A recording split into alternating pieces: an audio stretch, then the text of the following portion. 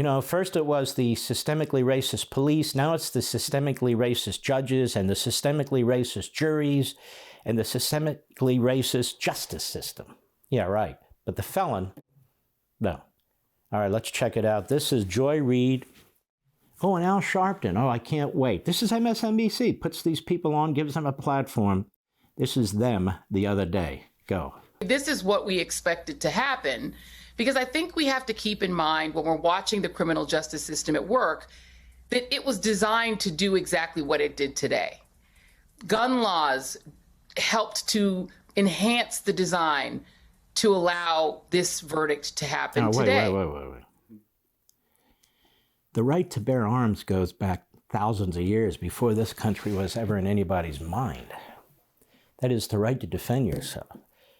Whether it was your fists, whether it was clubs and rocks, whether it was knives and swords, whether it became gunpowder and guns and whatever it is, people have a right to protect their lives, to protect their physical being, to protect their families, to protect their homes. This is instinctive. This is part of the human DNA. It's also part of the animal DNA. So it's not that the Second Amendment was created to allow this sort of white supremacist jury and so on, whatever she's got going on in her sponge for her brain. No, one doesn't follow the other. One didn't follow the other. The reason we have a Bill of Rights is to protect us, these rights that we have as human beings from government. Go ahead. This country was built on the idea that white men had a particular kind of freedom and a particular kind of citizenship that only they have. What does that mean? Is that what the Declaration of Independence says? You know, I think Joy Reid's parents were immigrants into this country, something like that. Maybe it was her grandparents. They came into this country, I assume, voluntarily. Her family never experienced any of this. Her family has only experienced great things in this country. She is a very wealthy woman. She gets in front of a TV camera. In this case, she's at home in front of her whatever. They go into these studios, all these hosts. They get makeup. They're treated like kings and queens. Maybe they'll have a donut or a bagel or some grapes before they go on the stage, and then they speak into the camera. They pat themselves on the head. Then they have drivers and vehicles that drive them home to their apartments or to their homes, and they're down for the revolution.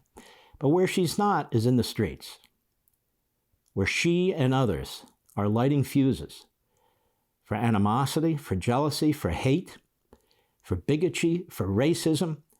It's now being pushed in the media. And there was a study done by a gentleman by the name of Goldberg, who was getting a PhD at the Heritage Foundation, and it's in American Marxism.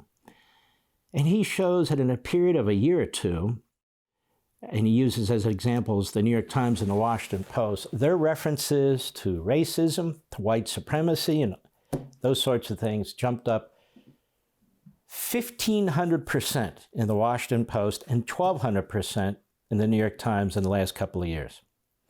And this phrase, white supremacy, now is sort of an ambiguous, generic phrase. We used to know what it meant. It meant these clowns running around in white sheets, or the neo-Nazis, and that is real racists, real black haters or Hispanic haters. Now they mean the entire white majority society. If the whole system was set up for the white person, why was Kyle Rittenhouse charged in the first place? It was set up for the white person. Well, that's a lie, and she knows it's a lie, but it doesn't matter. She's an activist. She's a Marxist. She's a racist. She's a bigot. The idea that Comcast would allow her to have a primetime show 5 days a week, 7 p.m. Eastern time, despite what they found on her social media and her lies to try and cover it up, that somebody hacked into her social media and put these horrendous things about gays and Jews and other things on there. But look, she's there. They have Sharpton as a part-time or weekend host. And so they spew these things. This is what I meant when I started the program. The Democrat Party and their media, they're destroying this country. They're destroying belief in this country, inspiration for this country, the next generation. That's why they basically supported all the violent rioting 2 summers ago and covered it up as mostly peaceful and so forth. That's why in certain cases they censor, like they did in the Rittenhouse closing statement by his lawyers while playing the prosecutor's closing statements. That's why you have people like Jaylene Rose at a basketball game on ESPN standing next to Stephen A. Smith, going on about how Blake was murdered by the cops, and this is just another example of what goes on at Kenosha. I think he thought 2 of the people who were killed were black. Well, of course, Blake wasn't murdered.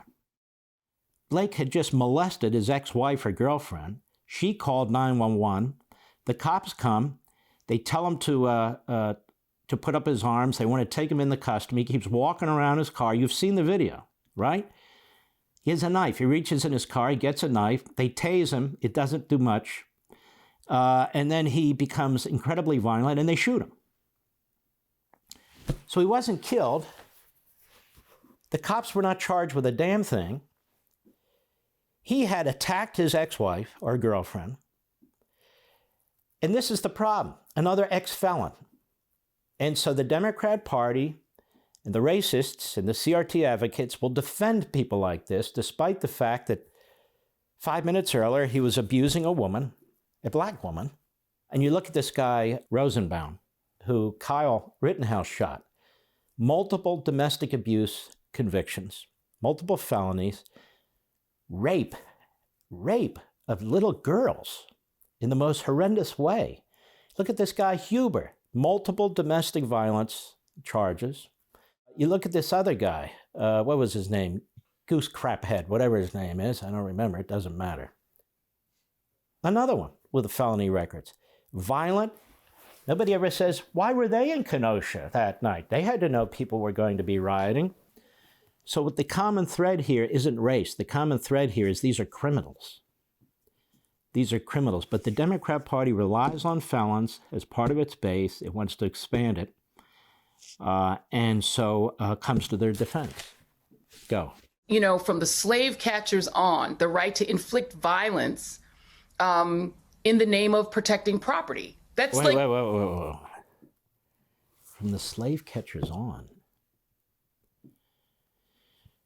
I had no idea which the right to protect property. Let me ask you a question. It appears to me that Joy Reid is living in a home or an apartment there. What if somebody breaks in? Do you have a right to shoot them? To protect property? I think you do, because you don't know what those people are going to do. You break your back earning a living. Maybe you spent 30, 40 years and you're retired now, or maybe you're in the middle of building a career, and having a family and earning money and so forth. That's private property.